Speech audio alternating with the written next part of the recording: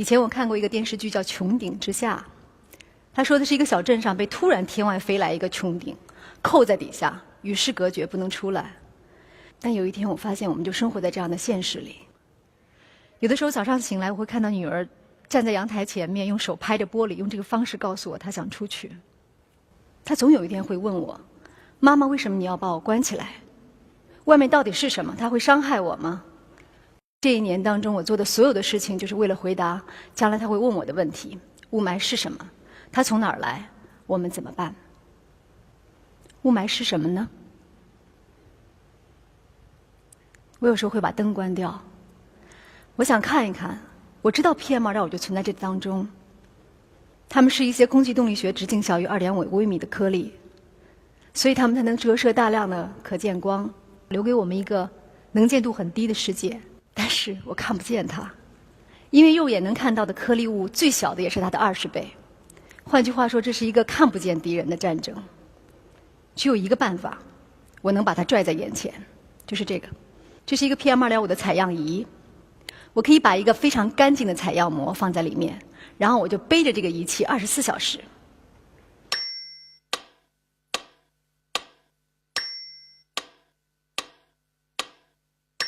这是那个采样膜最初的样子，对吗？24小时之后，它是这样的。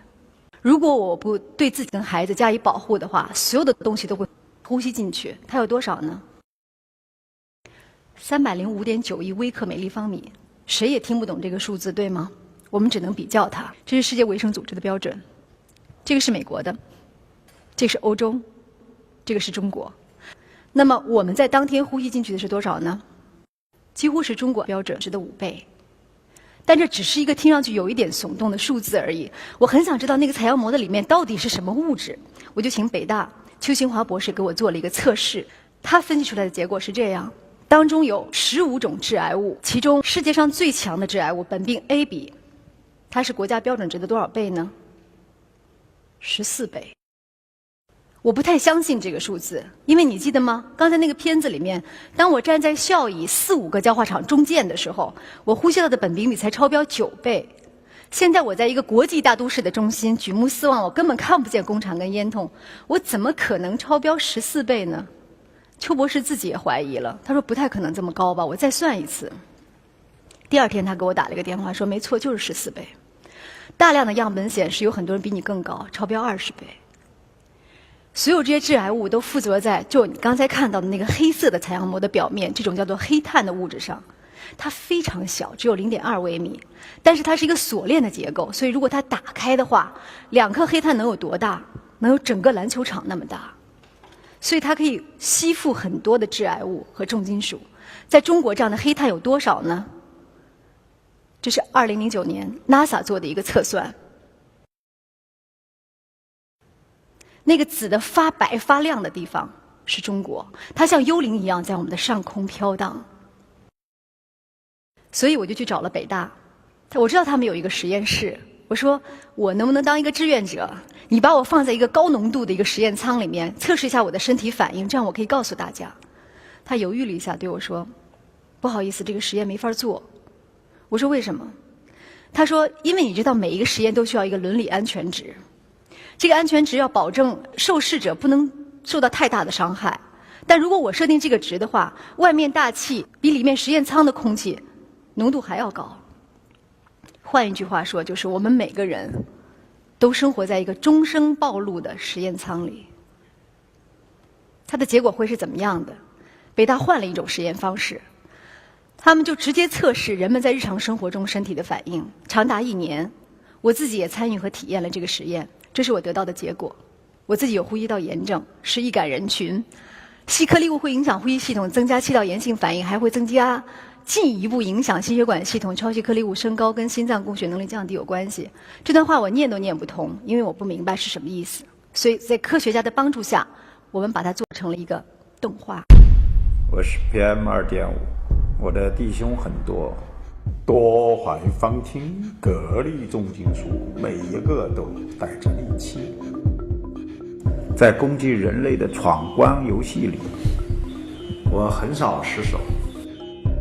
第一关鼻孔，鼻毛和鼻涕能挡住外来异物，90%的直径大于10微米的颗粒物都在这里阵亡，但挡不住我们。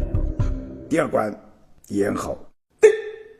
上呼吸道的纤毛10微米，1秒钟扇动20次，但我身体轻盈，器官平滑肌受到刺激，收缩试图阻挡我，这是自驱驱路。第3关，下呼吸道，这里有像暴长的大树一样密布的支气管，是我们最好的滑雪道。我们一路跟白细胞、淋巴细胞等交手混战，人类因此引发革命炎症。我们的大部队最终到达树杈尽头的肺泡。人类的肺泡有3亿多个，我们一旦挡住肺泡，人类就喘不过气。但这里有我们最可怕的敌人——巨噬细胞，它们专门吞噬异物，号称体内清道夫，这是一场恶战。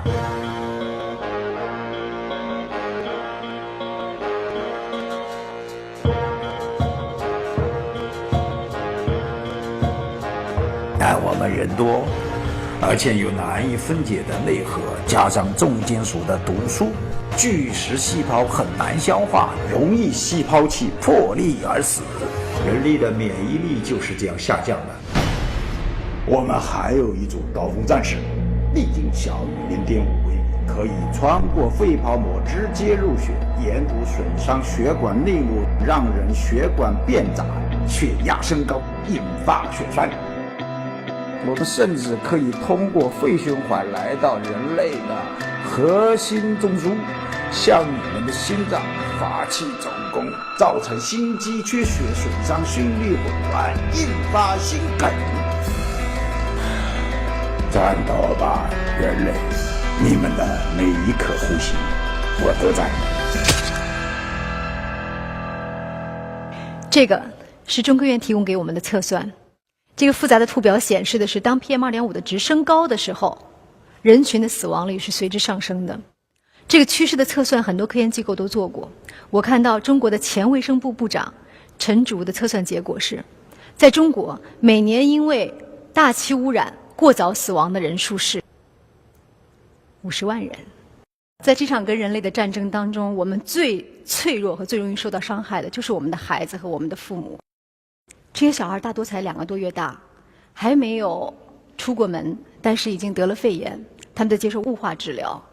那么他们的父母让我拍下他们，怀疑是重雾霾期间因为没有防护导致的，但医生跟他们说，我只能给你诊断为不明原因肺炎，因为我们还没有目前的流行病学调查。但我可以告诉你的数据是这样的，在2013年1月份重雾霾期间的时候，我们整个国家有27个城市都出现了急诊人数的爆发性增长。有的时候我们小区的妈妈们会聊起这件事情，有一个妈妈就问我说，可是那该怎么办呢？要不要把小孩尽快的送到雾霾天里面去，让他们锻炼适应适应，说是不是不能让孩子输在起跑线上。曾经空气污染严重地区洛杉矶的一位预防医学专家告诉我们，到底把小孩暴露在高浓度的空气里面能不能够产生适应性。I don't think we have any information that suggests that exposing your child to air pollution is going to help them to adapt. If we expose them on day 1, they lose some function. If we expose them on day 2, they don't lose the same amount. But that's because not that they have adapted, but because they've already lost the function and they already are injured. It has been shown in several studies around the world now that children in cleaner places grow faster than children growing up in a more polluted area.Poor lung function early in life is a predictor of lung problems later on in life. And so doing something about the air while a child is growing, you can make a change in that child's life. 这是我们家楼下，前2天雾霾严重的时候我拍的，当天 AQI 已经超过了500爆表，严重污染。可是我楼下这个小学，孩子们还在打球、跑步、玩耍，在运动的时候，人的呼吸量会增加5到10倍。然后我看着他们，我意识到说，我不可能一直保护我的孩子，总有一天他到社会当中去，呼吸是没有办法选择，也没有办法逃避的。你的每一口呼吸它都在。一个成年人像我们这样的人，每天要呼吸大概25000次。天长日久，日积月累，这些东西在我们的肺里面会是什么样子？我们非常感谢在北京肿瘤医院有一位患者和医生同意我们拍摄记录了这一场手术。她是一个早期的肺癌患者，她是一位女性，50多岁，在医院的财务室工作，她跟家人都没有吸烟史。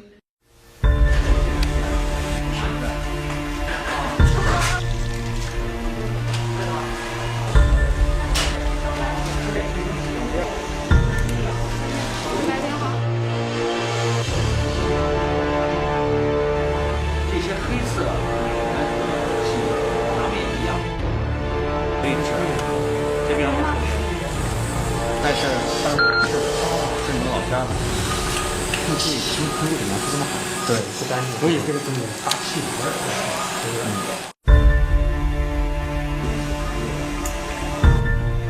人体啊，只有肺的淋巴结，就是因为人家肺吸了淋巴系统的人的免疫力，它就是防御。当这个黑色的物质到达身体之后，影响它对癌细胞的成长。所以是不是把他的免疫功能已经锻炼了疲了？所以你看，今年的世界卫生组织 WHO 呢，已经把肺的慢性疾病划为肺癌的高危因素。让我们非常安慰的是，这场手术很成功，所以患者在肿瘤摘除之后基本可以康复。医生就把这个黑色的淋巴结摘下来之后拿给他的家人看。那家人问：那您能告诉我，到底我爱人为什么会得肿瘤？他说：我只能根据我的临床的经验和推断告诉你，我怀疑是空气污染。世卫组织告诉我，颗粒物是被列为人类的1级致癌物。我听他说的时候，我有一个疑问：如果是肺癌的话，肺癌应该有一个潜伏期，它起码应该在10年左右。可是雾霾我们这2年才听说，对吗？那怎么会这么快就能够导致肺癌呢？我就向 NASA 提出了一个申请，能不能你们把这10年来华北上空的卫星图片发给我？这是我收到的。2012年，北京的上空；2011年12月的北京；2010年华北上空；2009年华北上空。再看看10年前，2005年的华北。可是我不能相信，因为我就在华北天空下生活，这10年来我怎么没有觉察到雾霾的存在？我就去找了我们国家奥运空气质量保障小组的组长唐孝炎院士，他给了我这条曲线。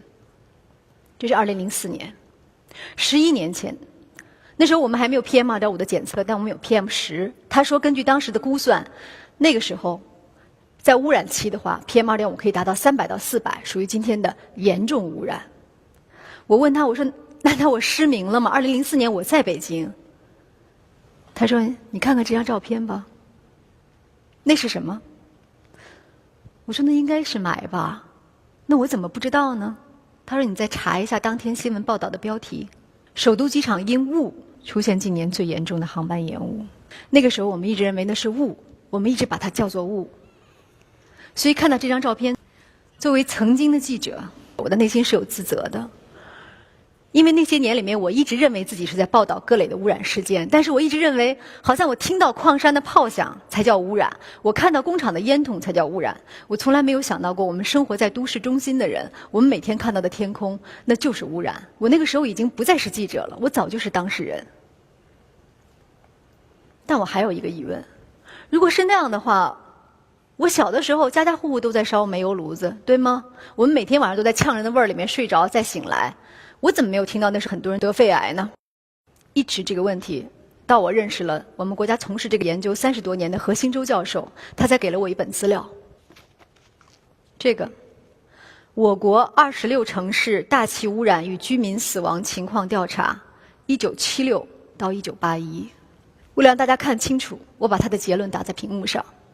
很简单，那个时候的大气污染已经跟居民的肺癌死亡率分布一致。那个时候的大气污染就是煤烟性污染，只不过这份材料在当年一直是内部资料。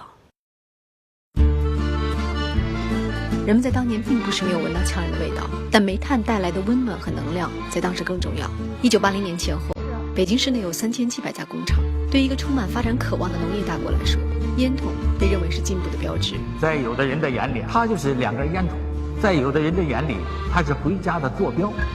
我们对污染远远缺少经验、认识和控制技术，主要污染物没有制定标准，燃煤量虽然远不如今天，但排污量巨大。从科研机构的 PM2.5 站点数据来看，2006年年均 PM2.5 浓度要高于今天。就在这一年，中国提出节能减排，设立二氧化硫等重要排放标准。此后，主要大气污染物开始整体下降，但是对能见度能够产生影响的细颗粒物增加了，极端重度污染天数增加了，人们对于污染感受强烈。经济发展给中国人带来寿命的增长和更多疾病康复的机会，但是空气污染的风险得到凸显。过去30年内，我国的肺癌死亡率上升了465%。虽然吸烟和老龄化仍然是这个数字的主要因素，但细颗粒物明确的致癌风险越来越得到重视。2012年 ，PM2.5 被列入监测范围，国家大气污染防治行动计划实施。随着收入增加，信息透明，人们对环境的期待越来越高。一个人，别说人了，一个活物应该怎么活着？春天来的时候，门开着，风进来，花香进来，颜色进来。有的时候你碰到雨或者碰到雾的时候，你会忍不住想要往肺里面深深的呼吸一口气，能感觉到那个碎雨的那个味道，又凛冽又清新。秋天的时候，你会想跟你喜欢的人一起，就一个下午什么都不干，懒洋洋的晒一会儿太阳。到了冬天，你跟孩子一块出门，雪花飘下来，他伸着舌头去接的时候，你会教给他什么是自然和生命的美妙。但现在呢？这一年每天醒来，我做的第一件事情就是先看一下手机上的空气质量指数，用它来安排我一天的生活。我就靠盼着一点西北风过日子。我戴着口罩逛街，我戴着口罩购物，我戴着口罩去跟朋友见面。我用胶条把我们家的门窗每个缝都给它粘上。带着孩子出门打疫苗的时候，他冲我笑，我都会感到害怕。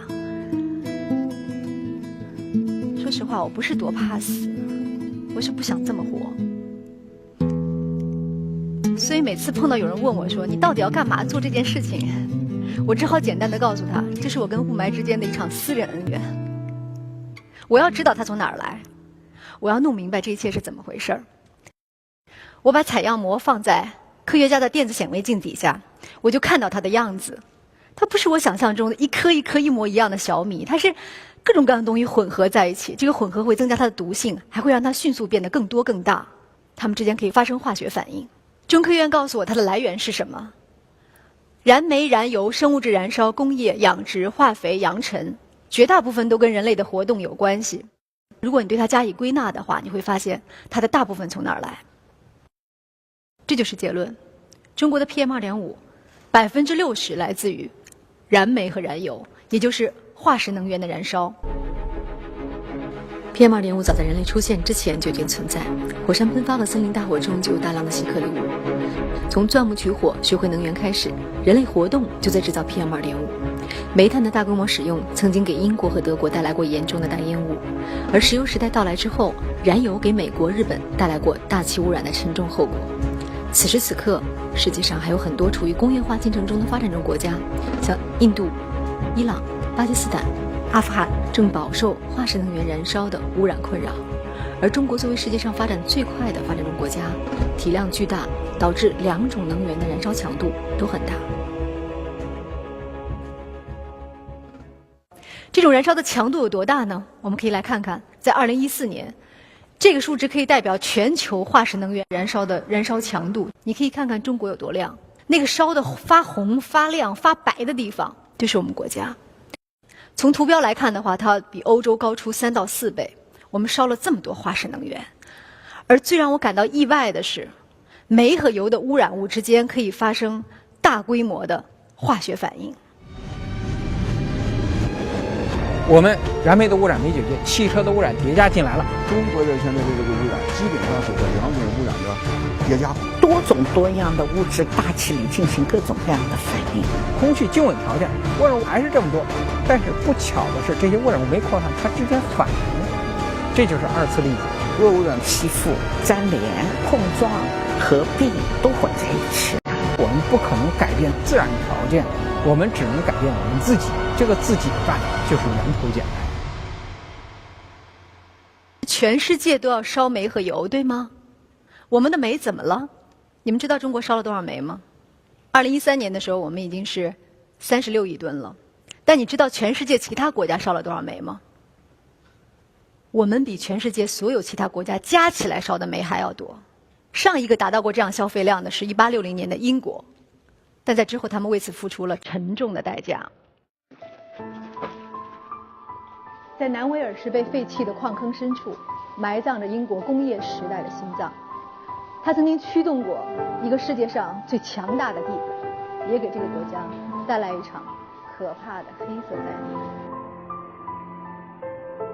这4根烟筒103米高，它们是英国工业时代巅峰时期的象征。巴特西火电站，1930年代它建成的时候，它每个星期大概要烧掉1万吨煤来维持伦敦1/5的电力。伦敦几乎可以说是吃煤为生，从火车、轮船、铁、钢、六铁，整个伦敦就像是有上百万座微型的火山正在喷发，因为烧的是大量的炼油。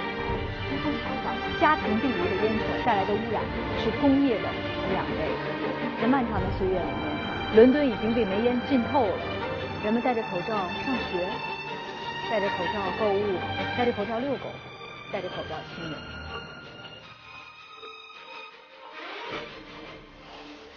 灾难来的那天是1952年的12月5号，冷空气横跨了英吉利海峡，覆盖了整个泰晤士河的河谷，把煤烟控制在了云层之下，没有办法扩散。Poison smoke is closed down. Residents have difficulty in breathing the murky air. 人们走在大街上没有办法看到自己的脚，甚至要靠盲人来领自己回家。交通警察用大灯照着自己，免得被车撞。全伦敦一片死寂，你只能看到救护车，因为他们要运送那些生命垂危的人。但是他们走在街上，只能靠前面有人拿着火把来为他们照明。前前后后在这场大烟雾中死去的有12000人，死者的肺部组织切片经过检验被确认，他们死于长期吸入烧煤产生的黑炭和短时间内吸入的高浓度的含有重金属的颗粒。清洁空气联盟的测算显示，伦敦当时空气污染的程度可能远超中国当下。虽然当时并没有 PM2.5 的检测，但是大烟雾事件发生时，二氧化硫的浓度超过世界卫生组织标准的190倍，比中国 PM2.5 超标的倍数高出1个量级。所以在1960年代，在这个大烟雾事件发生完之后，其他的国家纷纷开始减少和控制自己的煤炭用量。但当时恰逢中国改革开放的开始，这个已经封闭了多年和落后了多年的国家迫切地需要一种巨大的能量来让自己起飞。它的选择是煤炭，这是它增长的曲线。能跟随我们其后的是现在的印度。印度很快会成为世界上第2大煤炭消费的国家，而且印度的工业现在对重要的污染物的排放还没有规定的标准。印度也是世界上空气污染非常严重的一个国家。那中国这么多煤用在了哪儿呢？2013年的这36亿吨，我们可以看一下，它其中3亿8千万吨烧在了京津冀，而这3亿8千万吨当中有3个亿烧在河北。我觉得很意外，因为我一直觉得是我们山西人才烧煤，河北什么时候烧成这样了？清华的郝敬明院士告诉我说，你听没听说过全世界的钢铁产量排名？他说是中国第1，河北第2，唐山第3，美国第4，还补了一句说唐山瞒报产量第5。用煤多、工业多不一定代表污染吧？别的国家也用钢啊。他说你去一趟唐山看看就知道了。所以去年的10月份，我就跟环保部的华北督察中心一起带着无人机去唐山，想去巡航一次。有一堵烟，看到吗？现在是雾霾太大不清。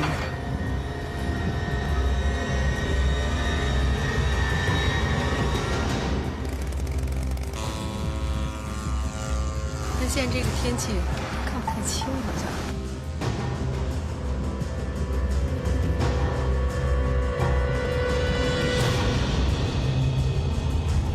那个看着他后面有人横过来。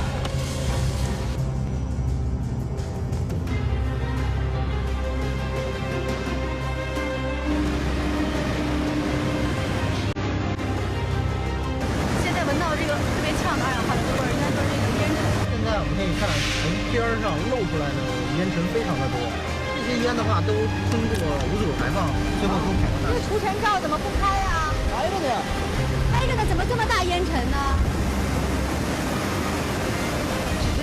还是得往上吸的吗？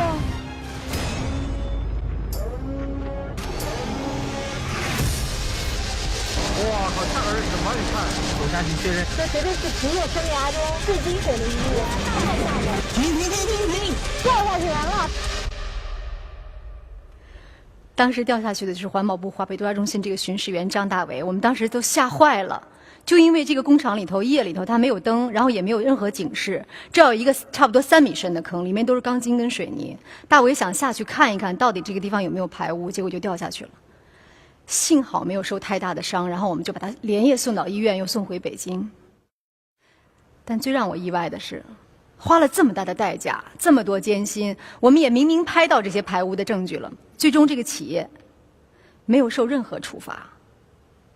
我问大为为什么，他说：“你去问问我的领导吧。”有60%以上的钢铁企业没任何审批手续，当天话甩了一笔不用，就是一纸通知停止审批。不管你合法的、不合法的都停止审批。真正的破罐子破摔的，就是黑户。监管部门都不想去触及这一块，管得了吗？能取缔得了吗？怎么管不了呢？你开玩笑，1000万吨钢是多少人就业？10万人就业。河北的钢铁企业是到什么程度？已经到了你取缔不了的程度。一个地方有大量的工业、重工业布局集中，消耗大量的煤，而且还没有办法很好的控制污染，同时还无法取缔和关停，会是什么结果？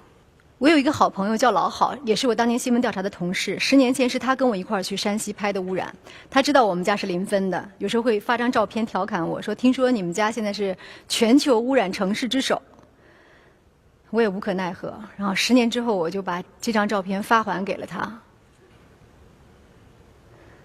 再看清楚点儿，为我市退出全国74个城市空气质量排名倒数第1而喝彩，这是他们家河北的标语。很遗憾的是，这个城市今年又反弹回了第1名。但这种玩笑真的是让人心酸，而且对于一个居住在北京的人来讲，只要偏南风一吹，从河北来的污染物会这样过来。空气是没有墙的。什么叫同呼吸共命运？这就是。我还有一个朋友叫老范，他呢是江苏人。以前我跟老郝2个人是争论冀省还是贵省更污染的时候，他就在旁边说：“哎呀，我们南方人真的不知道什么叫污染。”现在他们华东也沦陷了。但他很奇怪，他说：“不可能吧？我们华东至少跟煤应该没有关系，因为我从小到大都没见过煤。”对，我给他看这张图，这是你们家的钢铁厂，这是你们家电厂，这是你们家附近的水泥厂。在你们江苏，每30公里就有一个电厂，而且这些企业现在排放的情况怎么样呢？在这儿我们就能看到，此时此刻他们的排放，红色的全部是超标企业。稍放大点，你就能看到，在华东整个地区到底有多少在超标排放。而被夹在中间的上海，它自己烧的煤也不少，它是单位燃煤量最高的国际性大都市，每1平方米的土地上要烧掉10公斤煤炭。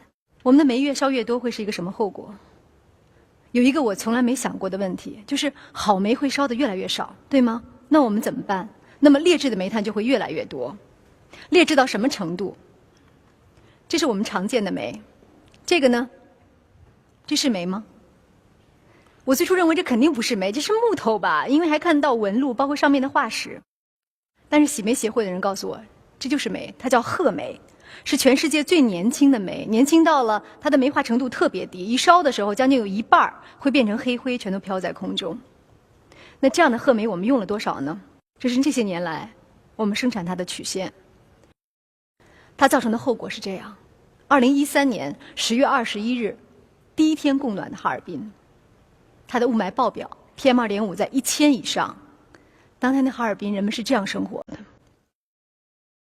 我问过哈尔滨环保局，我说：“听说你们那2天车开出去，公共汽车都开丢了。”他苦笑了一声说：“别说公共汽车了，连我们局长都丢了。”说他那天到现场去检查工作，没一个人认出他，因为雾霾太大了。哈尔滨的雾霾就是因为他们烧了2000多万吨的褐煤，加上在2013年的时候，全国几十万台这样的小锅炉，没有任何标准，也没有任何监管，就这么一烧，就这么一排，就这么一放，你在高空往下俯瞰的时候，1200万人就像是被水泥砌在了底下。煤本身并不一定意味着脏，德国也用褐煤，但是德国人会把它们清洁，把它们进行提质，煤是可以弄干净的。英国人是95%以上都给它洗干净。那么在中国我们洗了多少呢？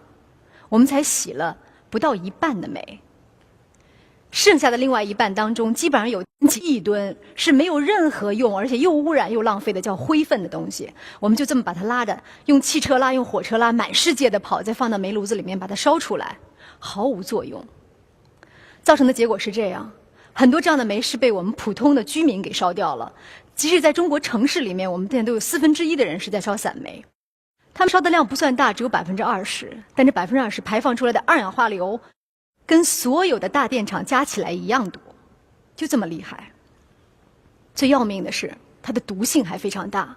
在北京，冬天 PM2.5 的毒性远远大于夏天。光致癌物的含量就是夏天的25倍，它为什么会这么高？就是因为散烧煤炭是主要原因之一，它的致癌物的排放因子是非常高的。中国人几十年来早就已经在承受这种散烧煤炭带来的痛苦。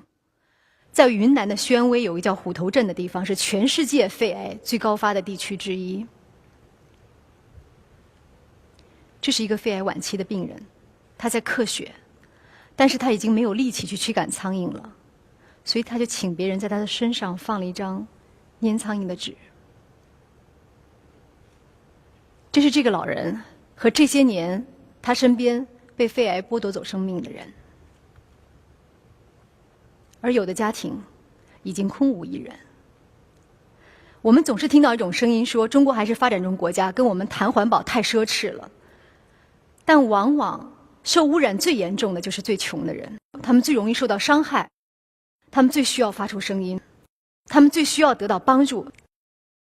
这些年来，我们的煤消耗大，结果是越来越劣质，还缺乏清洁，排放也缺乏控制，它造成的结果就是这个。在中国，煤炭消耗量越多的地方，它的 PM2.5 的浓度几乎也就是越高。我就说把煤弄干净，最简单的办法，我们要降到20以下，我们的天肯定是蓝的。我们做不到这一点，我们的煤能不能集中去燃烧去，把散煤降下来去发电去？我们即使再退一步，这也做不到。我们把散烧的煤洗干净，行不行？如果这个煤能够洗干净的话，现在排放我至少减少1半。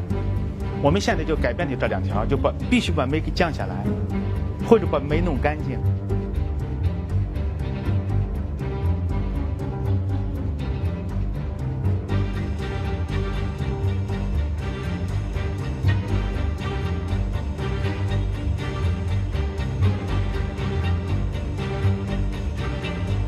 如果我们目前的环保设施就目前全100%的到位了，我们的尘排放跟我们的二氧化硫排放应该比现在低60%，我们的氮氧化物排放应该低35%。咱们中国的污染治理，第一得靠管理，第二还得靠管理，第三还得靠管理。习总说，法律的尊严在于执行。中国用30年的时间走完别人100年走过的工业化的道路，所以我们煤的污染之上还要再附加油的污染。那么我们的油怎么了？我们的油大部分烧在车上，我们的车在10年之间增加了将近1个亿。光北京2010年1年我们增加的车是多少呢？80万。80万是什么概念？就是把所有这些车头和尾这样连起来，可以从北京排到深圳，然后再从深圳排回来，这是1年增加的。造成的结果就是这样。北京本地的污染源当中最大的就来自机动车。还有一个城市出乎我的意料，某城市1年的雾霾日达到200天以上。你可以猜一下这是哪个城市？哪个？再看一次。青海、青岛、杭州。说实话，我跟你一样吃惊，是因为我一直以为这叫山色空蒙雨欲奇。后来我就打电话问杭州市环保局，他说是，因为它是全国人均机动车保有量最大的城市，平均2个人1辆车，所以它的机动车污染要占到40%。那车多就污染吗？大家经常听到的一个问题是，东京不是比北京车多吗？我们怎么没有看到这么严重的污染呢？北京市交通委给我的解释是这样的：东京90%以上的人在坐轨道交通，他们只有不到6%的人在开车。北京有多少呢？北京34%的人开车，而且是在中心城区，基本这么堵着。一堵的时候，一怠速排放是2倍以上，一刹车重金属的排放会更多。所以在北京每天高峰期的时候，6环以内每个小时的 PM2.5 的排放量是多少？1吨。北京人在5公里以内开车的有多少？将近一半。而且我们当中有12%的人是在2公里以内开，我们有7%的人是在1公里以内开。1公里是什么概念？出门可能去一趟超市，去一趟菜市场的概念。难道就我们爱开车？也许有一小部分人是这样，但不会这么多人都没有理性吧？我们有辆车，那有宝宝之后，我们的约定是，除了老人、小孩、机场、医院，我们基本不开。我先生每天要上班，那他呢就骑自行车。骑自行车在我们家楼下是这样骑的，只能这么骑。为什么呢？这是我们的自行车道，它基本上天天就被车这么压着。北京500多万辆车，只有一半是有停车位的。但没有一辆停在半空中，所以它就压在自行车道上，压在人行道上，就这么开。当然，全世界人性都差不多，不管的时候都这样。我们看看伦敦，当年好像也这么停的，后来伦敦就装了这个计时收费器，然后是这么停的。后来伦敦又提高了自己的停车费和拥堵费，然后车是这么停的。前2天听说深圳也这样了，说收了高额的停车费，然后深圳的同志们是这样停的。50年前东京也这样，不是很容易的，所以他们用了很长的时间才一辆一辆的把它清出去，这是对城市的精细化管理的一个考验。爱车的人还会有另外一个疑问，就是这张照片，北京的夜里没有车，对吗？那为什么污染也这么严重呢？它真的是车带来的吗？我也一直有这个困惑，一直到中科院提供给我这张图表。在北京每一天在凌晨的时候都会出现污染的峰值，而且是每天恒定出现，永远比当天下午的时候有机碳的排放大概要高出2倍。这到底是什么东西？我也想知道这个答案，我们就去了延庆。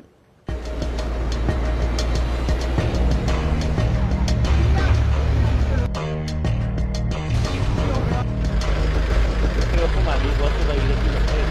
这个车不是国四的，那怎么弄呀？咱们买个新车。这啥跑车？啊，这是今年的标啊。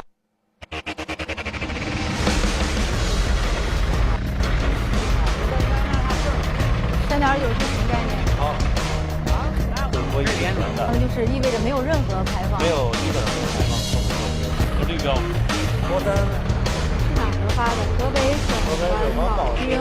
没看过是国三，咱也不懂这，对不对？咱只是白痴。它是那个就是用蛋奶油，这是城市保障品，规定对这个都是大面积造假，或者说的更严重一点，叫全面造假，这个行业的一个秘密，90%基本配置都不在。这是个什么排放？如果3万辆车进城，那就相当于几百万辆车还在夜里还在跑。没有任何排放设施的时候，它的排放会是一个什么结果？只这一辆车，只一项颗粒物的排放，它就是国四车的500倍。所以柴油车的比例也不算高，它跟散煤差不多，并不多，只占17%。但是它的氮氧化物的排放要占所有机动车的70%，它的一次性颗粒物的排放要占到多少呢？99%。还有更可怕的事情是，柴油车的尾气排放出来的颗粒物毒性远比一般的大。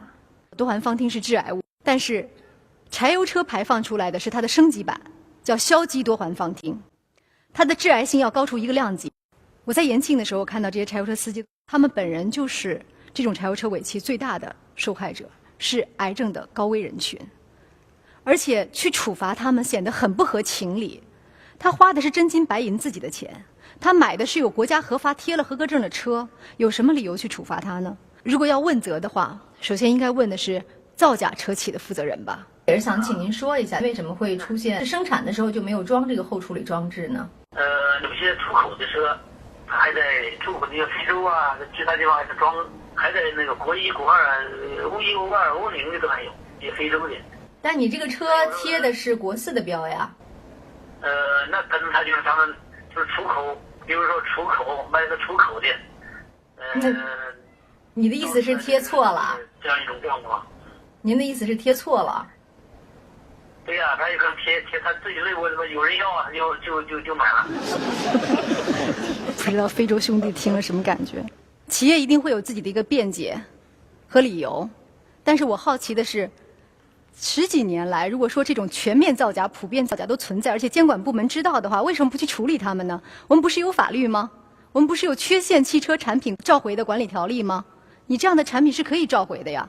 但是从2004年到现在，这个法律在这类车辆上用过多少次呢？一次都没有。为什么？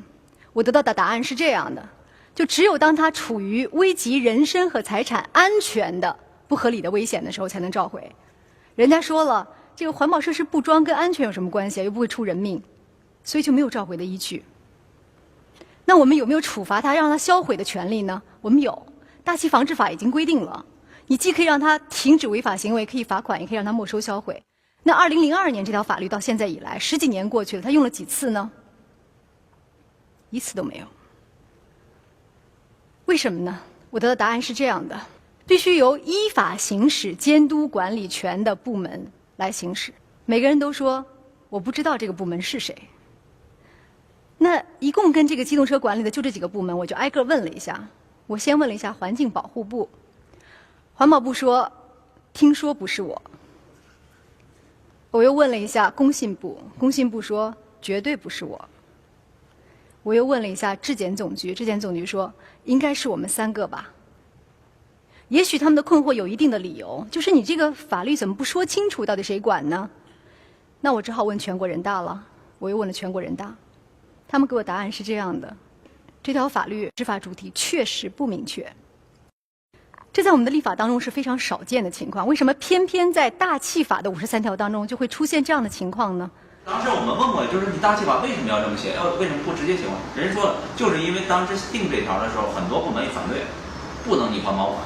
但是最后这法就过不去啊，过不去，最后他等于就用一个就是模糊的写法，就是叫有执法权的，就是去做。这听上去就是你们3家都插环保，但是实际上你还是没管住，合格证全是真的，车型也全是真的，环保部门也发了那个绿标了，这是国4的，没有一个部门去看那个车到底是什么，只有那个车是国1。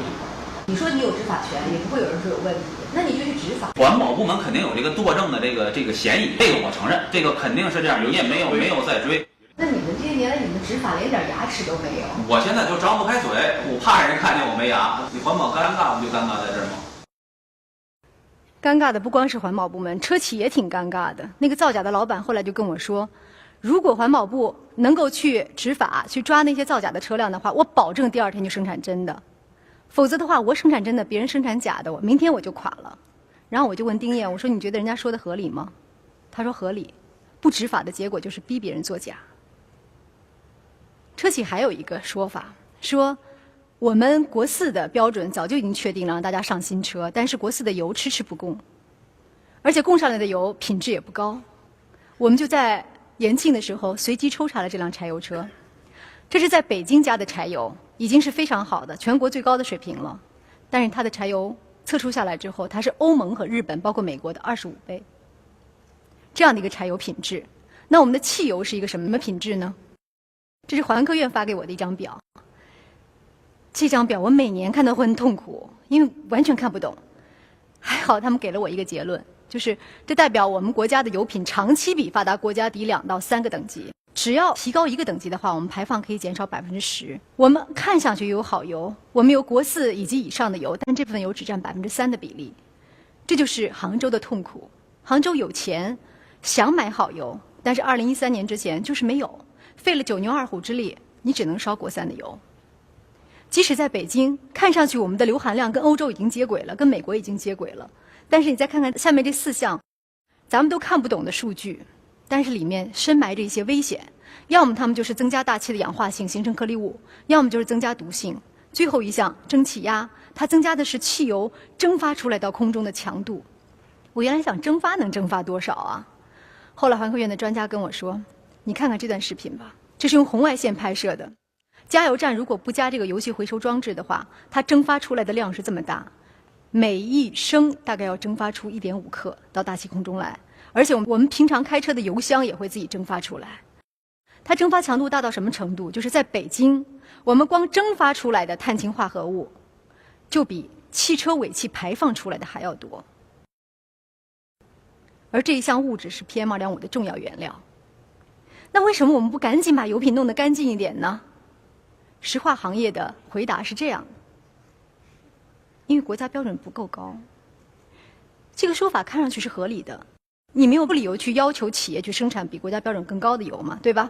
那我们就去问环保部、环科院参与制定油品标准的人，你为什么不把标准定高一点呢？他给我的答案是这样的：这个小标委呢，就是绝大部分、大部分吧，还是这个石化行业的人，大概是67%左右，大标委更多。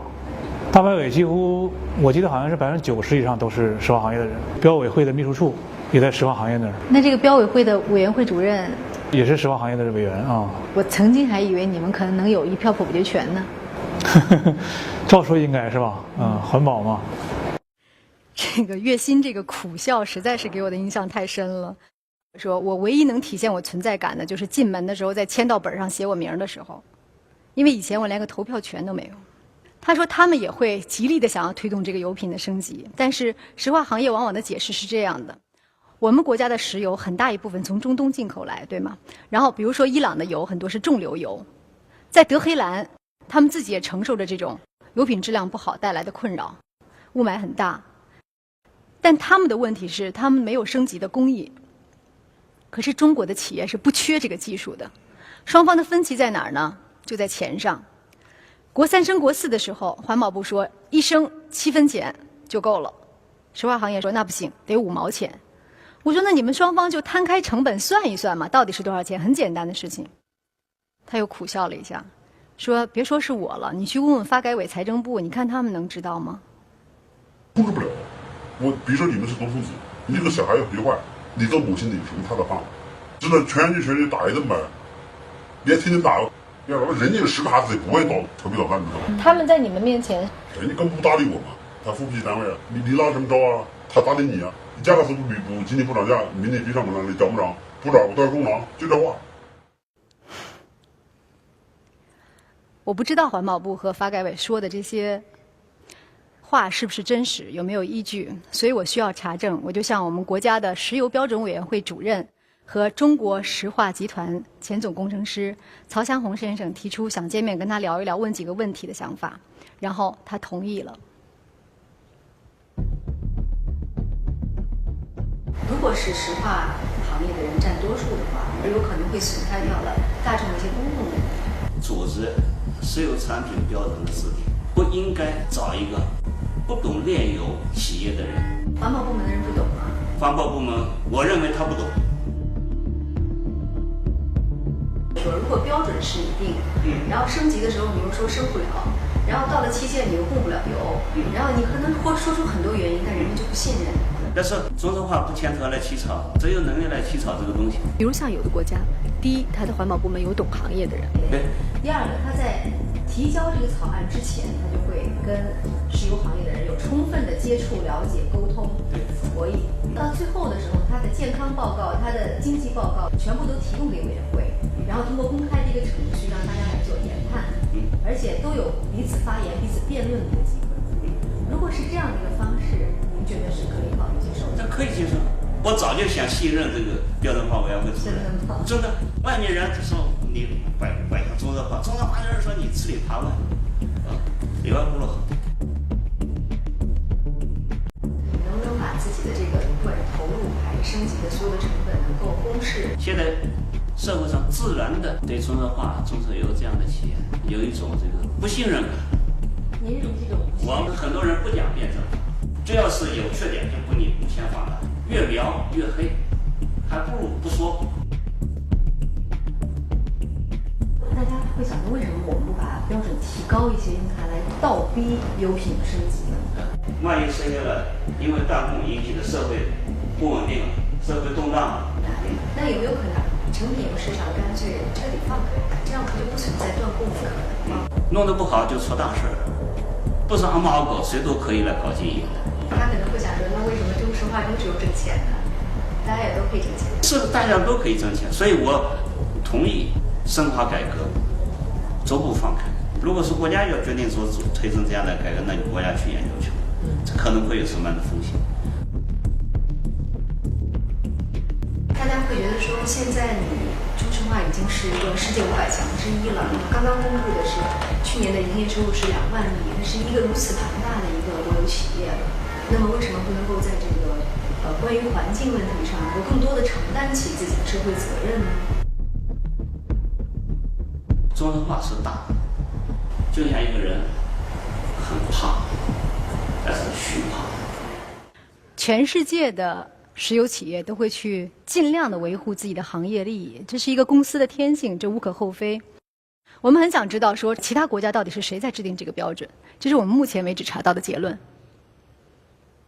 澳大利亚、韩国、日本、墨西哥、加拿大，基本都是环境部在主导标准。即使是欧盟这样的欧洲标准委员会来定的时候，它会有行业协会的声音，但是也没有出现过由石化行业来主导标准制定的情况。那为什么在我国，国家车用燃油质量标准是由石化行业主导的呢？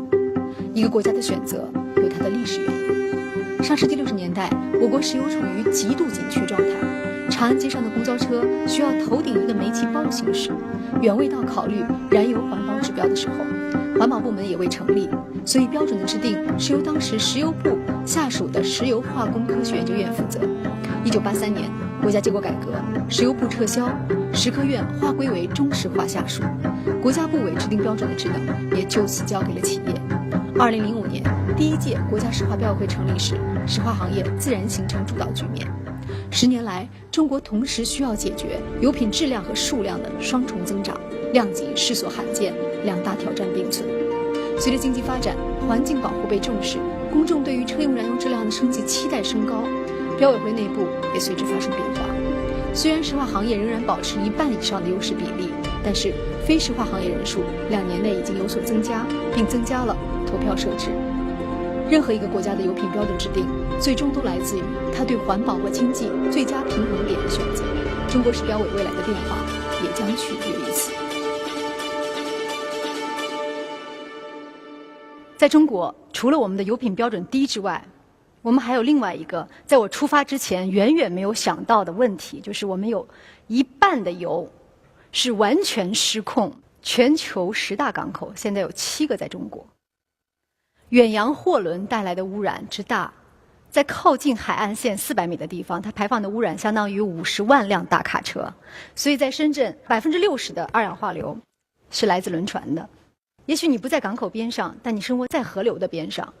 中国20多万艘这样的船，它用的都是最差的那种重油，污染到什么程度？有的码头上你可以用手把黑炭一粒粒捡起来，也有可能你会生活在机场的边上，飞机一起飞，1吨煤油没有了，一落地1吨煤油没有了。所以白云机场排污量相当于60万辆出租车的同时排放。也许你既不生活在港口边上，也不生活在河的边上，也不生活在机场的边上，但是你一定遇到过这些车。这些是工程的施工车辆。有一次我在前面河北看到他们的时候，我以为前面失火了，绕到前面一看，是他在排放黑烟。我们就跟着他进入了其中的一个村庄，看到村庄门口是这样的，这个小房间里面是村里人在这儿打麻将、卖彩票，还卖柴油和煤泥。我不知道这些柴油从什么地方来。当时我们跟环保部一起嘛，环保部门呢就说，那这样我们去查一下看看吧。他们就现成买了一个柴油壶，然后就进了最近的一家民营加油站。我是最后一个下车的。那么等我下去的时候，我发现他的证已经被老板夺走了。你干啥？干啥？干啥？我不干啥事。我把这把干啥的啊？超长你过你超毛衣有啥有啥全超啊？环保局有做一个测试。不，你环保局有这个这个啥？有边上质量监督局，有质量监督局，有质量监督局，这工商局管的。环保就我头听你说，环保局还有这啥？我跟你说，你这邮费抽1美样。对，有这个质量监督局，有这个那哪儿？对，大气防治法。环保部门有这个权利，你有义务，你有义务没这权利。这老板说完这句话之后，我们每个人都默默无语，然后就拎着柴油壶就都散了。他说的太狠了哈！从煤到油，一项一项下来，煤和油的消耗都这么大，我们的品质相对低劣，我们缺少清洁，我们还在排放的时候缺乏控制。我一直想知道为什么，一直到这个老板这句话，我觉得他莫名其妙地道出了某种事物的本质。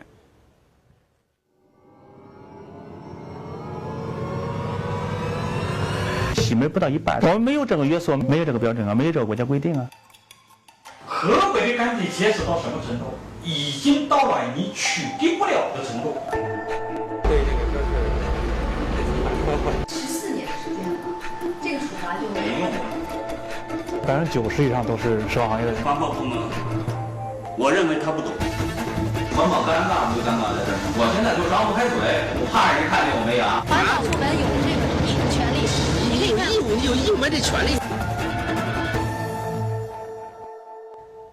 所以有一天晚上，有一个从事环保工作的人给我发了这张照片，这是1999年的报纸。当年他大学毕业，他说他受到感召，然后进入环保局，很想有所作为。他说现在我怎么觉得我有时候就是个吉祥物呢？我安慰他嘛，我说你怎么这么说？他说你是一个调查记者，你应该比我更清楚吧？你没有土地手续，您敢不敢建？不敢建。您要是没有这个工商手续，没有税务，您敢不敢建？不敢。那为什么没有环保手续就可以？环保应当是有，应当是慢慢就有了，慢慢就有了。这些情况你们发现了没有？都采取过措施，现场检查、询问笔录、处罚决定。那事实就是它建成了，还投产了。该走的程序走了，该下的法论书下了，人家企业不去听，咱们也没有办法，就这种无奈了。那你这就算是违规建设？哎呀，不违规的也不多吧。政府呢，对于这个焦化，我们始终是蛮挺的。我们采取措施之后呢，后面这股劲儿呢，我们给压住了。压住了，还会有这么30多个违规项目上来吗？作为效益，我们态度是坚决的。如果你们态度是坚决的话，那么这些违规项目就应该一个都不能上马才对。他这个猫呢，是地方政府养的猫，所以他这个猫呢，能不能做耗子，做几只，由政府说了算，不是环保部门说了算。我们走过了长达几百米的海岸线，看到的都是同样的黑色化学淤泥，闻到了4到5种的化学药品的味道。我们在这坐在这儿闻到的这种刺鼻的味道是什么味道？我的嗅觉可能不是像你们那样的灵敏。你是说你闻不到？没有那么很有名的灵敏度。一吨钢如果把它所有的环保成本省下来，不去装的话，它能够省100块钱。一吨煤能够省156块钱。一辆车如果不装环保设施的话，能够大概省2万。油品少升级一次，能够省500个亿。10年前我问空气中是什么味道，我没有得到答案。现在我知道了，空气中是钱的味道。当年拍摄那段采访，当地的市委书记跟我说：“你可一定要拍下我治理污染的成果呀！”所以他就让我们拍了这一段。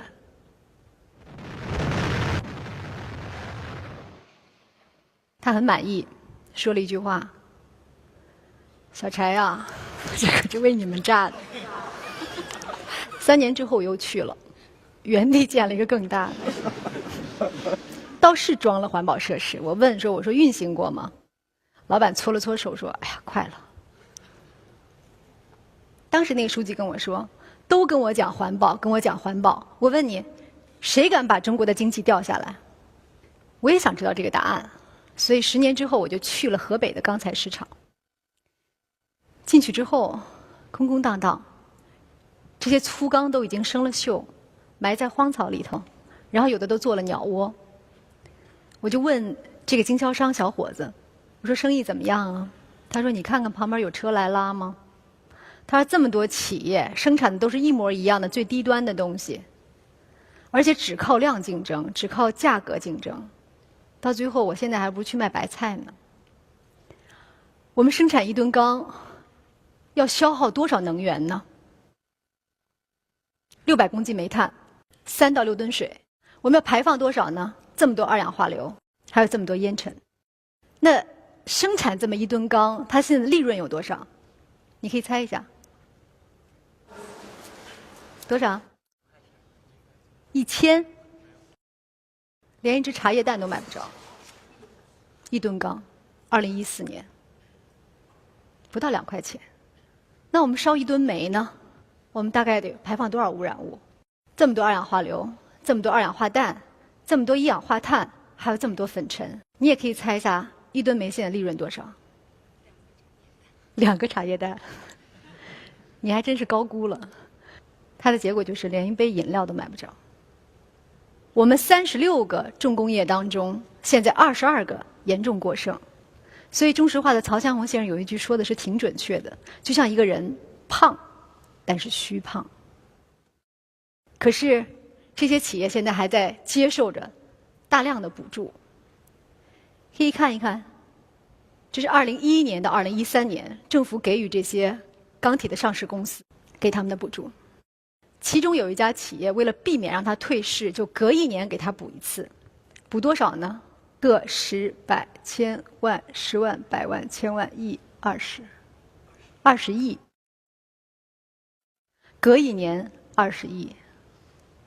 而其中有一家已经严重亏损的企业，在拿到这个补助之后，在他们的办公室里面挂了这么一个条幅：贴身肉薄，刺刀见红，是比某钢便宜100块。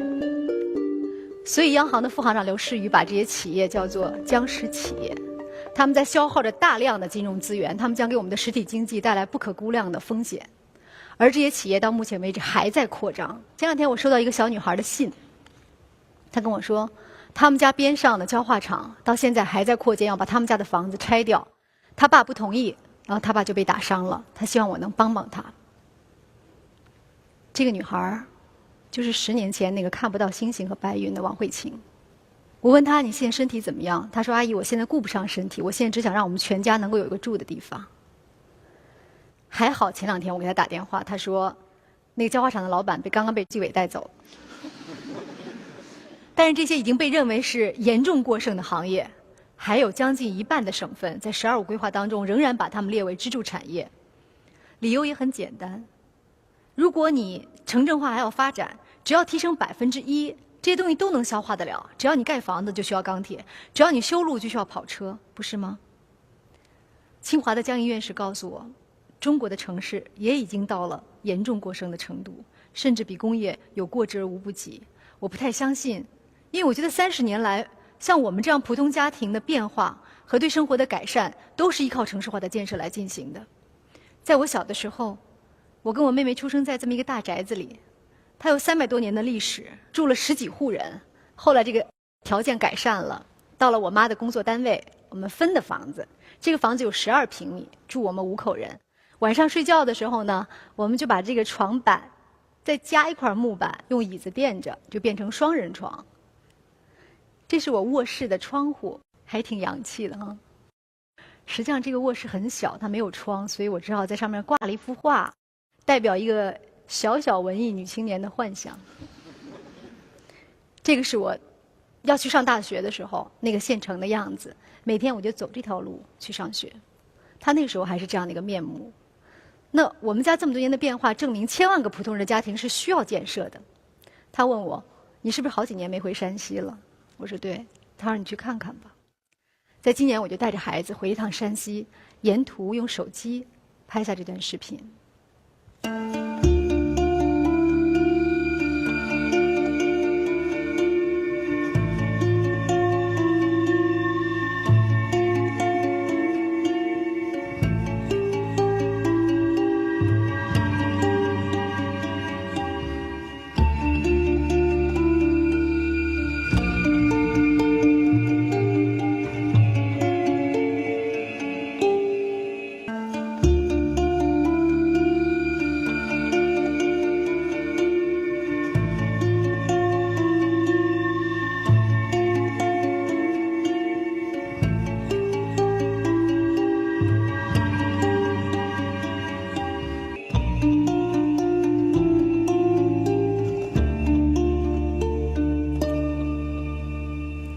我为我的家乡能够有一些变化感到特别高兴，因为那里的人们需要富裕，需要发展。但让我意外的是，我在这个县城里看到了那么多的房地产广告和那么多的楼盘，但是他们空着。我就问我一个亲戚，他投资了当地的房地产，我说这个楼盘到底卖出去多少？他说2、3成吧。我说那为什么卖的少呢？他犹豫了一下说，好像官员实名制之后就卖不出去了。他呢就把我们全家人安置进了当地的一家酒店里面。我一到酒店门口差点吓回来了，因为它是一个就声称是5星级酒店，而且是安排了一个总统套间。我说千万不要，他说哎没关系，才200多块钱。我们家开车进这个停车场，这个停车场一盏灯都没有，乌漆麻黑，然后就颤巍巍过来一个大爷，拿了一个手电筒给我照着。然后一路又把我们送进酒店大堂，然后又照着手电筒把我们送过走廊，送进房间。整个酒店连灯都没有，因为没有人住。回到北京，我跟江院士有了解这件事情，他跟我说，你看到的山西只是中国的一个缩影，在中国每天要消失80个自然村，我们房屋的平均寿命只有30年。在中国一共有200多家地级市，其中184家要建成国际大都市。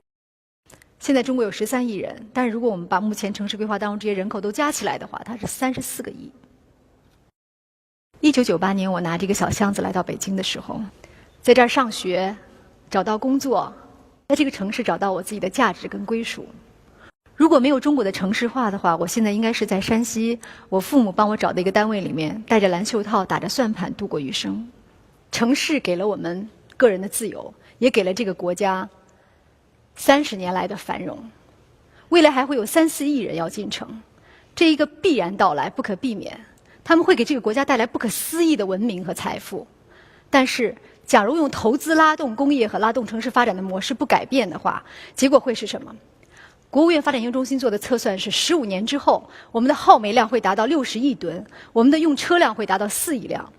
这意味着什么？清华的倪维斗院士告诉我说，这意味着我们将在用光所有的资源之前，我们就用光所有的环境容量。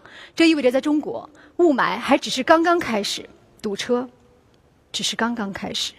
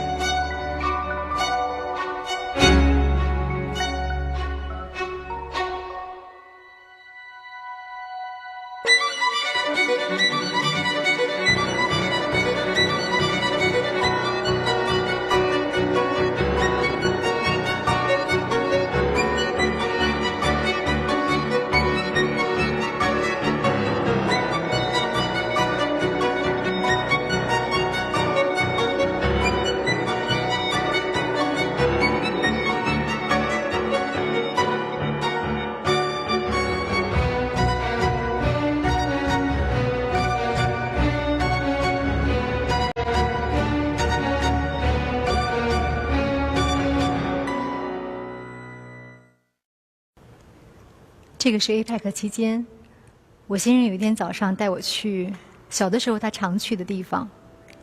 他父亲在那里教会他滑冰、游泳、钓鱼。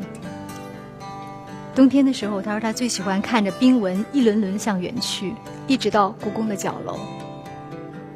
那是他感受到的这个古老的城市优雅之美。我们俩就看着这一幕，那种心情特别像小孩看着最后一颗糖。你不吃，你知道它要化了；你吃，你又知道快没有了。那种又甜蜜又忧愁又气急败坏的感觉。我是地地道道的北京人。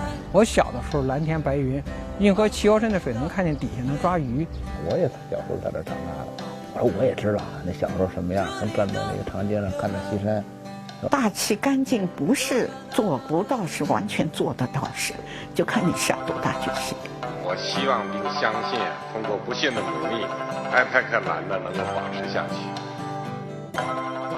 回来之后，我就问了一下中科院的专家，我说：“您能告诉我，如果我们想要留住 APEC 的蓝的话，我们要付出多大代价吗？”他说：“我们必须比2013年减排这么多二氧化硫、这么多氮氧化物和这么多 PM2.5。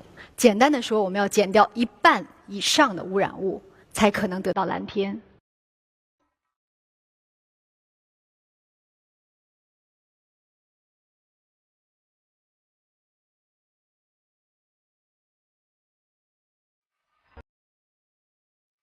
中国2030年的目标，我给定一个峰值，实际上就是一个倒闭机制，所以就要走绿色低碳发展这个道路。大家会想说，如果我为了环保，会不会就是真的牺牲掉了发展？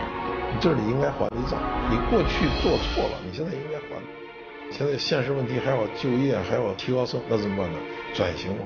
如果说在这个转型当中，可能意味着这个产业当中有部分人会失去工作。中国的节能环保产业现在可能是一年的产值37000多，吸纳就业人口可能是3900多万人，这也是一个产业。但很多人还觉得说，中国政府会不会还会继续用投资来拉动，来完成经济增长？要提高经济增长，它的路径、途径就是绿色低碳循环法则。伦敦烟雾事件或者洛杉矶他们解决的问题60年、70年，他的经验教训，我们这个。之前我很担心，北京还在扩张，它的汽车的量还在增加，它的污染能降低吗？但是这是洛杉矶，一个跟北京非常像的地方，它也是三面环山，空气扩散条件很不好，所以它曾经发生过大规模的光化学污染烟雾事件。你可以看看1950年，这是在好莱坞的商店当中卖的一种罐头，里面装着洛杉矶的空气，它上面有一行标语叫：如果你有恨的人，你就买一罐送给他。你可以想象当时生活在其中的人的感受和愤懑。但是从1970年以来，洛杉矶的车辆还在上升，上升了这么多，3倍，但他们排放呢降低了75%。他们怎么做到的？我就去一趟洛杉矶，在那里观察。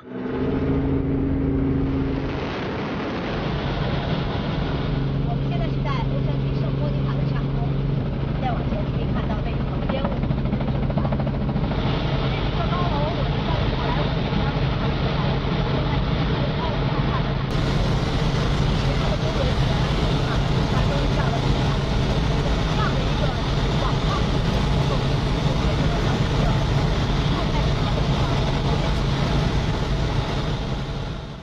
洛杉矶这种摊大饼的城市规划被认为是典型的失败案例，它的公交系统也远没有有效地建立起来，造成车辆毫无约束的发展。1700多万人差不多13000万人是同样整个加州1天之内8.5个小时，所有的燃料加起来足够来回月球1600趟。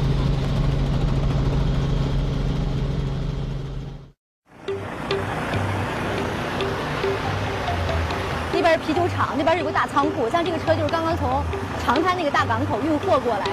你看这个像擎天柱一样的大家伙，18个轮子，大概有20多米长，它的质量相当于一个坦克或者是一个重型装甲车。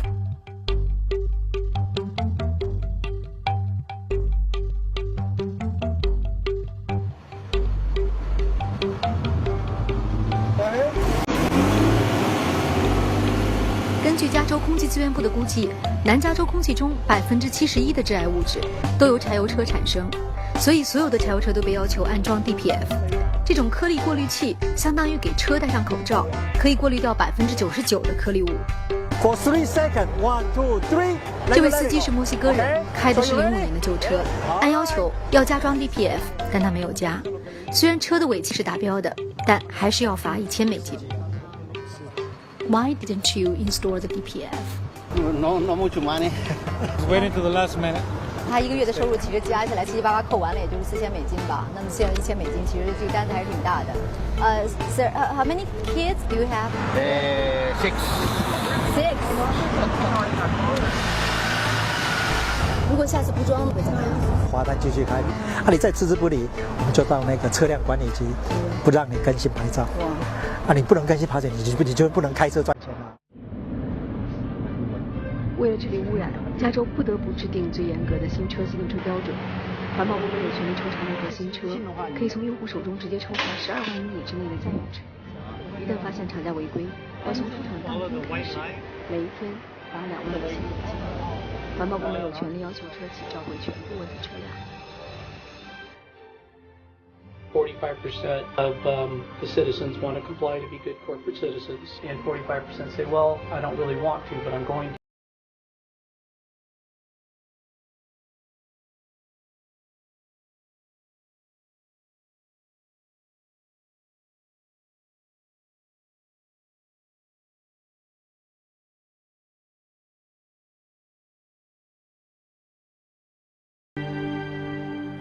这张罚单给我的印象特别深。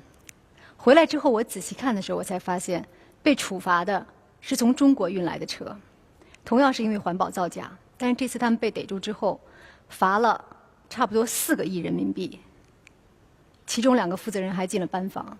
全世界的人性都差不多，在美国你也处处可见那些想要逃脱惩罚或者想要挑衅法律的人。但是如果执法严格的话，是可以管住90%的人；而如果不执法的话，就像北京市环保局说的那样，我们在90%的车在全面造假。今年大气防治法终于要修订了，目前草案当中，它赋予了中国的环保部门可以对假车进行召回跟处罚的权利，但是最早到9月份它才能够实施。那么在此之前，每一天夜里，此时此刻，这些大量的上百万辆的卡车还在中国大地上奔驰，当中有多少是这样的假车？当中有多少还在排放这样的颗粒物和污染？是我们每一个人都在承受的。那么，在我们的《中华人民共和国大气防治法》还没有退役之前，我们能不能够使用它一次？我们能不能够不要让它以这样的面目留在历史当中？当年美国要实行严格的标准的时候，美国的车企一样哭哭啼啼不答应，他们就天天告环保部门，然后不愿意改。就在这个时候，有外国的生产车说我能做到。听到这句话之后，美国车从地上一跃而起，立马就跟上了。但是很可惜，他们也失去了半壁江山。我就问这个环保部门的人，那你们会不会有种压力，说你们在打压民族汽车工业呢？他给我的回答是说，环保不是负担，而是创新。保护落后是没有办法创新的。政府的角色是制定好标准之后，你要保证整个市场的公平竞争，竞争本身就会赢得市场。但是中国是一个煤炭的消费量占70%的国家，在我们的能源结构里面，我们怎么才能捡到煤呢？我们来看看伦敦的曲线。很多人都跟我讲说，伦敦要等了40年、50年才把污染治好，我们也得等这么久。但真的是这样吗？看看这儿，从他们开始治理污染的前10年，他们就把污染物降低了80%，这是一个极大的改善。我们来看看伦敦是怎么做的。伦敦大烟雾事件发生的时候，英国的能源结构中将近90%是煤炭。1953年，颗粒物的平均浓度超过欧盟标准的10倍，他们控制污染的压力比我国当前更大。英国人在1956年通过了清洁空气法。Every car we used to have washeries on the surface, so the coal would have been washed before it would have been sold on then to customers. To use ordinary coal or to use it in an open grate would be illegal. And that, by the way, is the grate. You still use it? We do sometimes. It is smoke is coal. This is called home fire. 政府出钱承担家庭壁炉改造70%的费用，但惩罚同样严格，违反者可以处以100英镑罚款，甚至坐牢。The installation of any apparatus emitting smoke is strictly prohibited. Smoke wardens could inspect a shop and decide that it was selling illegal material. 这是南威尔士一座煤矿生产的最后一车轮，1983年，它在这个轨道上停下了。烟雾事件发生后20年中，石油替代了20%以上的煤炭，天然气替代了30%以上的煤炭。煤炭在整个国家的能源结构中从90%下降到30%，而重工业占 GDP 的比例也下降了10%，很多煤矿和燃煤的工厂关停。这里曾经有上百万人就业。Well, you have to find alternative employment. I'm not a rich man, but at least I don't have to worry about paying bills. I mean, to me, it was just a job. 100 years ago, we had 1 million miners in the United Kingdom.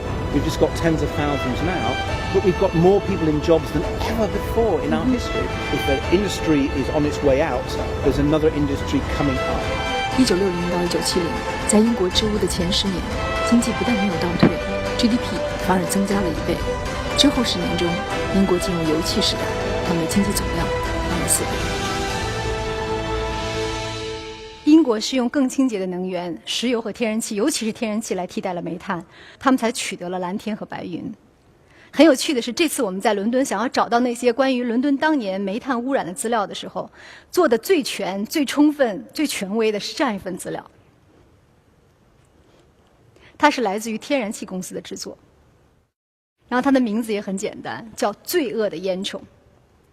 天然气是靠着竞争迅速地推动了市场，把它的对手取代掉了。英国能源大臣告诉我说：“你知道伦敦在刚开始改革的时候是什么样一个经济水平吗？”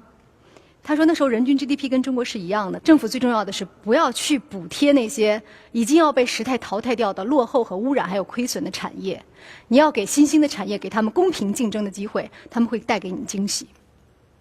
伦敦的经验告诉我们，中国要从煤炭时代进入油气时代，我们才能够得到更清洁的天空。现在世界平均的天然气占能源结构的比例是很高的，大概24%，因为天然气是相对清洁的能源。那中国是多少呢？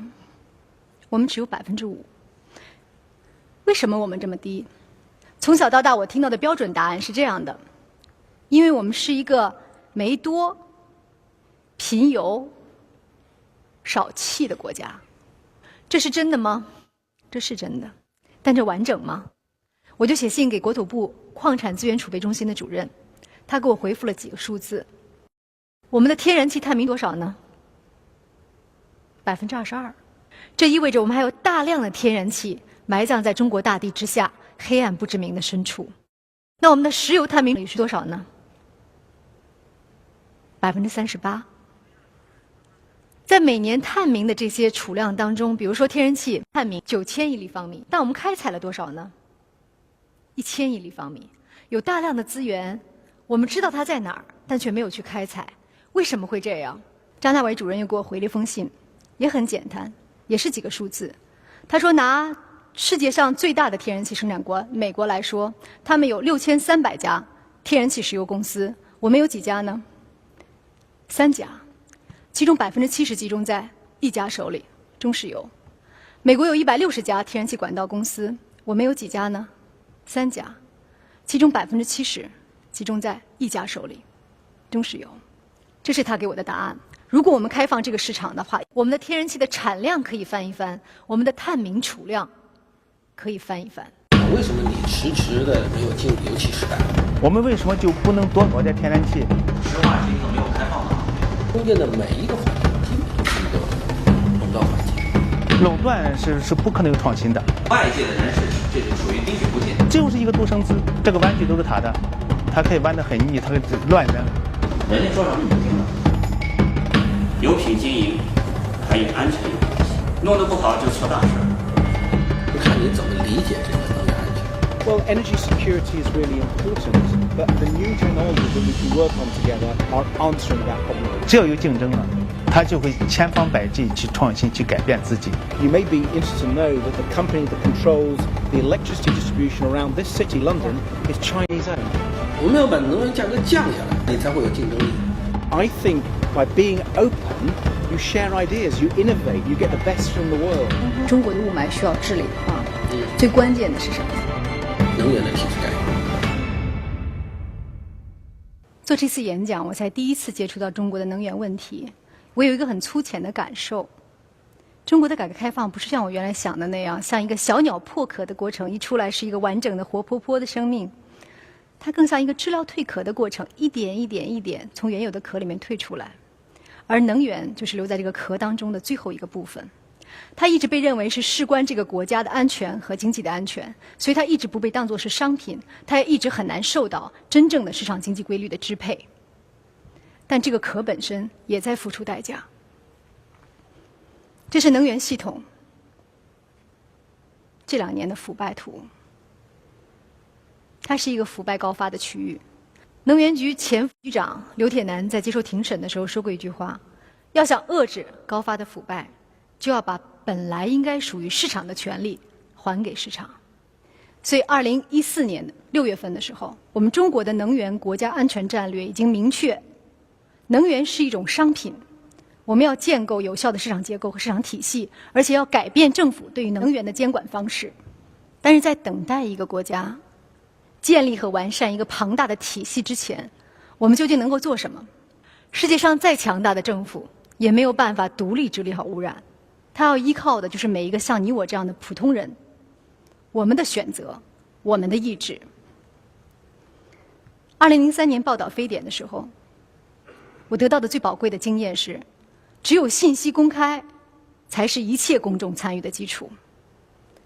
3年来，中国政府在向公众提供空气质量的预报，同时他们也建立了世界上最为庞大的在线监测系统，对于污染企业的。我们要做的就是把这些数据用起来，不要把钱浪费掉，让数据变得被我们看到，让它放在阳光底下来晒。这是一个手机的 App， 下载了这个软件之后，在手机上你就能够看得到距离你大概5公里左右的地方有哪些企业正在排放污染物，这些红色的都是表示他们正在超标排放。中国的6000家重点企业排放了65%的废气。你可以向环保部门去举报，你也可以在微博当中公开它。所有这些带着蓝色痕迹的，都是被公民举报之后他们承诺的整改日期。当然会有一个遗憾，有一些地方的数据如果根本就不公开怎么办？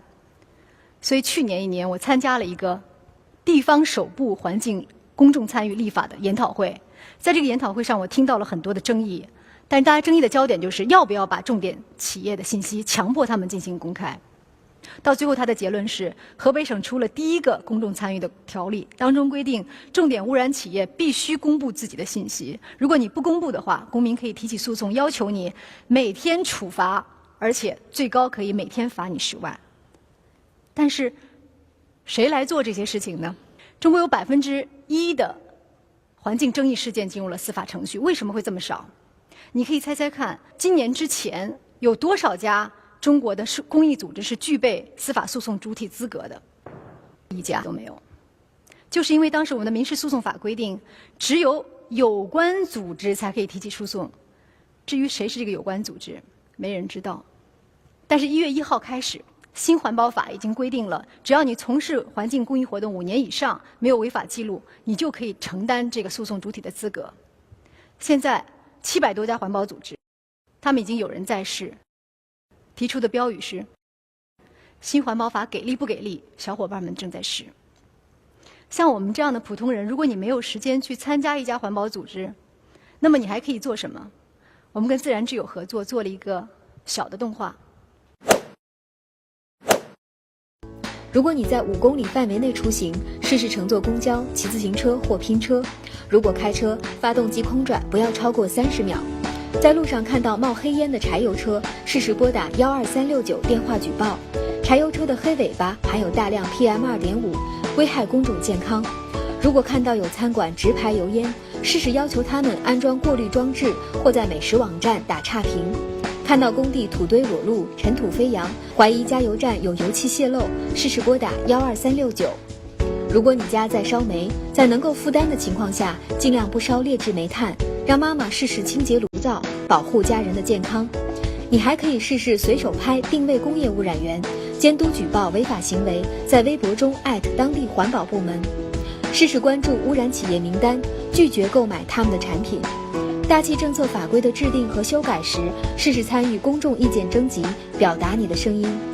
一念之间，改变雾霾。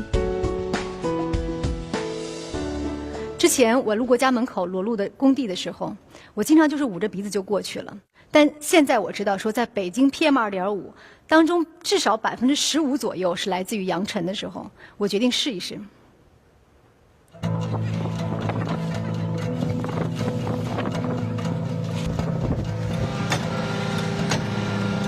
我们就在这个附近，这个图你们怎么没盖上？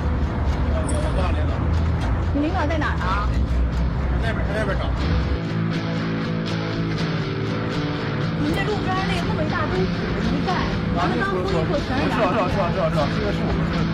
什么都盖上，马上就开始。好吧。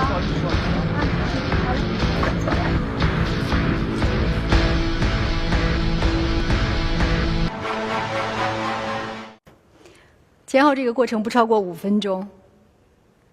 然后我临走的时候，那个让我找他们大领导的工人对我说：“你知道我们领导怕你什么吗？”他指了指我手里的手机，他怕你公开。我们家楼下有个餐馆是做肉饼的，然后每到吃饭的时候，这个家里头和身上就都是有烟的味道。以前我不觉得这有什么问题，实际上中餐馆不都这样吗？但后来我知道，在北京餐饮带来的 PM2.5 的污染占到至少6%，而北京的餐饮业占到全国的12%，这么大量的一个餐馆，以前我觉得没有办法，后来等我到伦敦之后，去中餐馆吃饭的时候，我发现他们那儿没有味儿，为什么呀？这个老板就把我带进了他们的阁楼，然后看到这么一个东西，这个东西就叫油烟净化器，伦敦政府要求他们强制安装，而且有人定期来检查。我觉得这个是不是高科技啊？后来回北京一问说，不光北京有，而且北京是要求餐馆装的。我就打了12369举报的电话，然后1个星期之后，小区里面运来了这么个东西。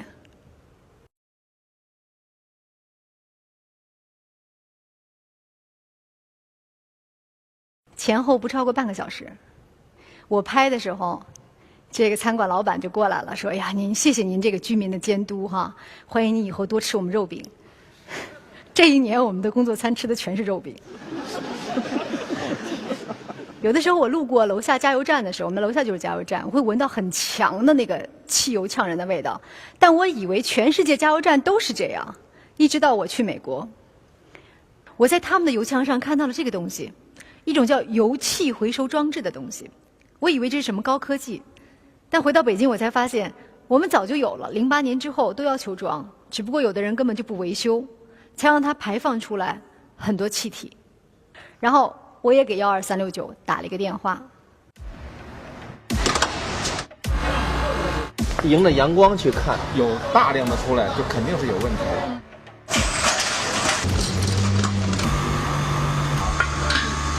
如果咱们加油的时候闻见这种味儿，就不正常，看不见这个油气吗？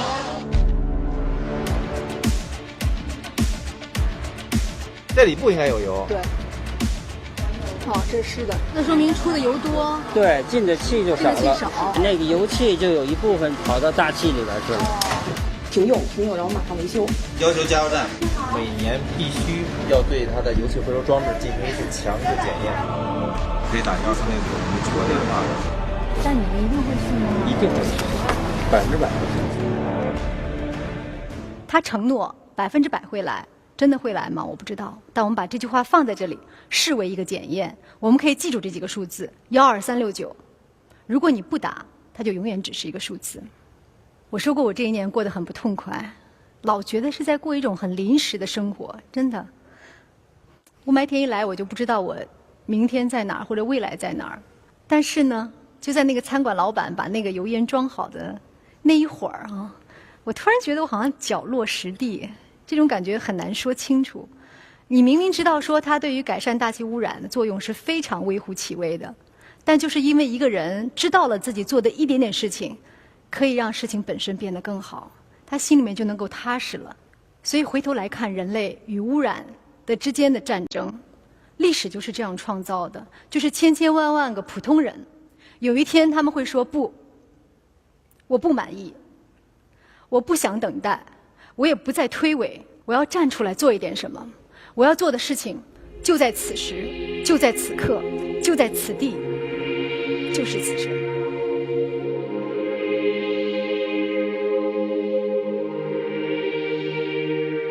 Unless we do bring these chemicals under better control, we are certainly headed for disaster.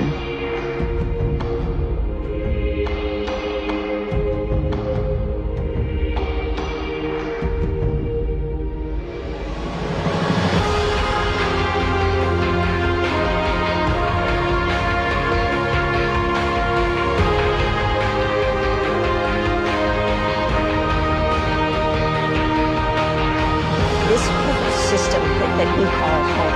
喘息患者らが国や東京都自動車メーカーなどに車の排気ガスによる被害の損害賠償などを求めた東京大気汚染訴訟で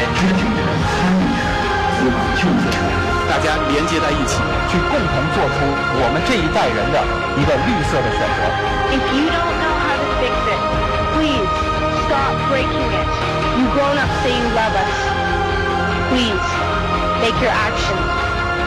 And for me, it is absolutely my responsibility then to do whatever it takes to protect my child.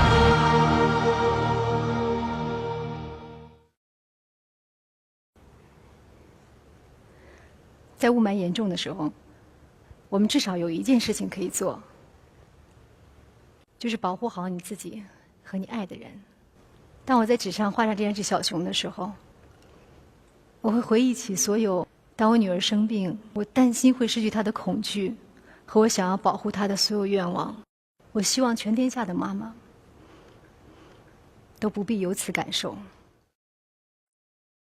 现在她已经长大，健康痊愈，很壮实活泼，还是胖乎乎的，特别喜欢大自然和小动物。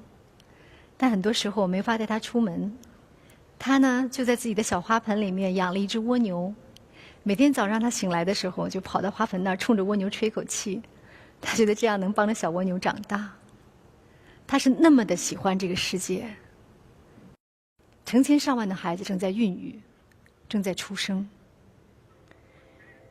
这些河流、天空、大地是应该属于他们的。我们没有权利只知消费，不知克制；我们没有权利只知抱怨，不知建设。我们有责任向他们证明，一个被能源照亮的世界，同时可以是洁净和美好的。每次在夜空中看到这颗星球孤独旋转，我心中都会有一种难以名状的依恋和亲切。将来有一天我会离开这个世界，但是我的孩子还在其中生活，这个世界就与我有关，所以我才凝视它，就像我凝视你，所以我才守护它，就像我守护你。